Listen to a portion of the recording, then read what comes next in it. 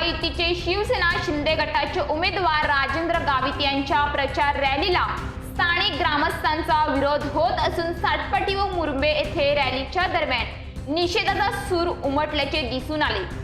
केंद्र सरकारने वाढवण आणि मुरंबे या भागात प्रस्तावित बंदर उभारणी प्रकल्पाला गती दिली असून या विरोधात पश्चिम किनारपट्टीवरील गावकरी आक्रमक झाले आहेत। मुरंबे येथे प्रस्तावित बंदराच्या विरोधात ग्रामस्थांनी काळे झेंडे दाखवले तर ग्रामपंचायतीच्या वतीने बंदराच्या विरोधात निवेदन देण्यात आले। स्थानिकांनी यापूर्वी वाढवण व मुरंबे येथील प्रस्तावित बंदराच्या विरोधात राजेंद्र गावित यांची मुरंबे गावात प्रचार रॅली सुरू असताना ग्रामस्थांनी काळे झेंडे दाखवत प्रचार रॅली रोखली।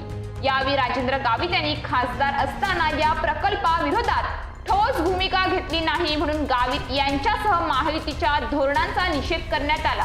ग्रामपंचायतच्या सरपंच मोनालिसा तरे, उपसरपंच राकेश तरे व ग्रामपंचायत सदस्यांनी मुरंबे बंदराला विरोध करणारे निवेदन राजेंद्र गावित यांना सादर केले। राजेंद्र गावित निवडून आल्यास त्यांनी बंदराच्या विरोधात ग्रामपंचायत व ग्रामस्थांच्या सोबत उभे राहावे अशी जाहीर अपेक्षा व्यक्त केली। राजेंद्र गावित यांनी खासदार होण्यापूर्वी बंदर प्रकल्पाच्या विरोधात भूमिका घेतली होती। तसेच बंदराचे काम सुरू झाल्यास आपण बुलडोझर समोर झोपू असे जाहीर घोषणा केली होती।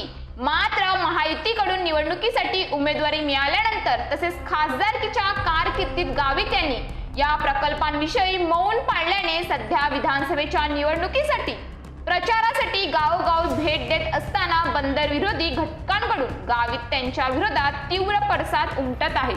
मुरंबे येथे आज दुपारी प्रचार रॅली दरम्यान हातात काळे झेंडे घेऊन ग्रामस्थांनी जोरदार घोषणाबाजी केली। गावित यांना अशा प्रकारच्या विरोधाचा सामना साटपाटी गावात देखील यापूर्वी करावा लागला असून पश्चिम किनारपट्टीवरील अनेक गावांमध्ये बंदर उभारणीला विरोध होण्याची शक्यता आहे। दरम्यान या संदर्भात राजेंद्र गावित यांचे प्रतिनिधी व शिवसेना शिंदे पक्षाचे प्रवक्ते केदार काळे यांच्याशी संपर्क साधला असता विरोधकांनी जाणीवपूर्वक निषेध केल्याचे सांगितले। लोकसभा निवडणुकीदरम्यान देखील अशा प्रकारे बंदर विरोधी घटकांकडून निषेध व विरोध केल्यानंतर देखील महायुतीच्या उमेदवाराला किनारपट्टीच्या भागात भरघोस आघाडी मिळाल्याचे त्यांनी सांगितले।